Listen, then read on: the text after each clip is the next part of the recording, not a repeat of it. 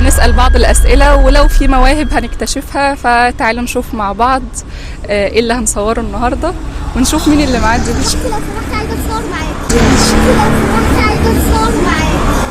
ايه ده؟ تصوري ايه؟ اتصور اقول شعر. بجد؟ تعرفي تقولي شعر؟ عمرك كام سنة؟ 12. 12 سنة؟ تقولي شعر بجد؟ يعني ما تضحكش. ازاي حضرتك؟ ايه الأخبار؟ عاملين ايه؟ الحمد لله الحمد لله. ازي حضرتك؟ أكيد والد ملك فرحان. بتقول إن هي بتقول شعر، ده بجد؟ بتقول شعر من سنتين 3 كده وهي بتتدرب عليه وبتحفظ. ما شاء الله ما شاء الله أكبر. ده؟ معقول؟ بيقول شعر. بيقول شعر؟ ازيك؟ الحمد لله. اسمك ايه؟ عبد الرحمن. عبد الرحمن. هتقول لنا شعر؟ طب يلا. ما شاء الله بجد. معقول؟ طب هتسمعينا ايه يا ملك؟ قصيدة المعلم أولا الأستاذ سيد عنتر. ما شاء الله. أهلا وسهلا بحضرتك، نورت.